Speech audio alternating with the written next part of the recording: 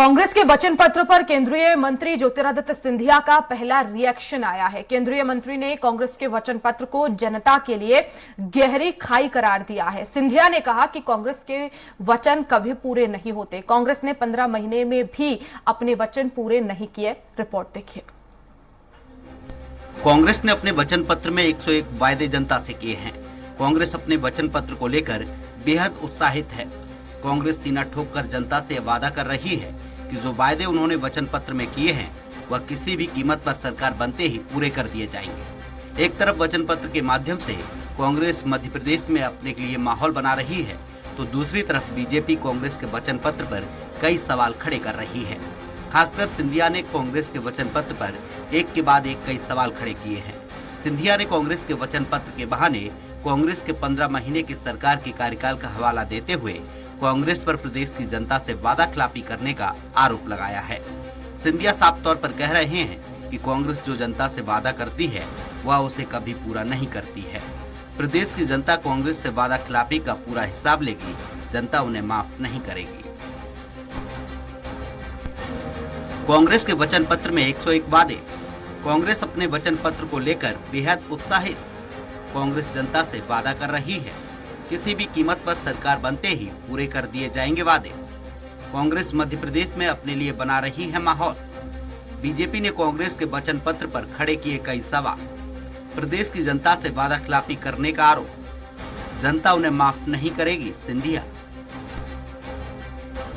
वचन की लिस्ट तो बड़ी लंबी होती है पर पूरी एक भी नहीं होती।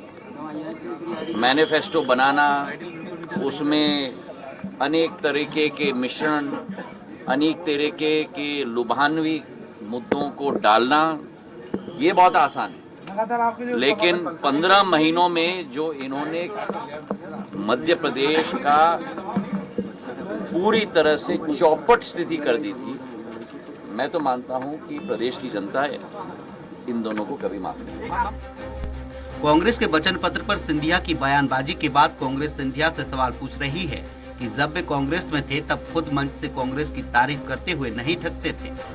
सिंधिया खुद किसान कर्ज माफी पर कांग्रेस और कमलनाथ की तारीफ करते थे, लेकिन अब वे बीजेपी में पहुंच गए हैं तो सिवाय कांग्रेस की बुराई के उनके पास कोई काम नहीं है।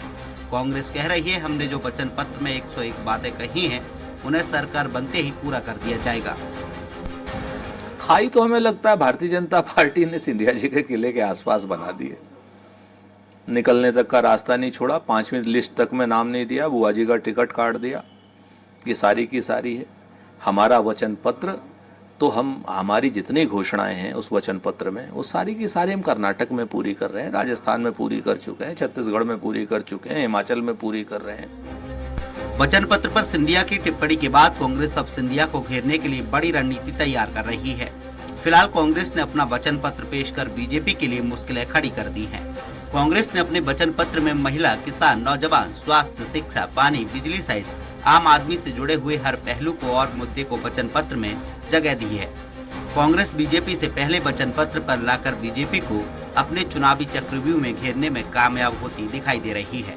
कांग्रेस का यह भी आरोप है कि बीजेपी 18 साल से सत्ता में है, अब उसके पास करने और कहने के लिए कुछ नहीं है, इसलिए बीजेपी कांग्रेस की हर घोषणा, हर वायदे की नकल करने की कोशिश कर रही है। ग्वालियर से विनोद शर्मा की रिपोर्ट।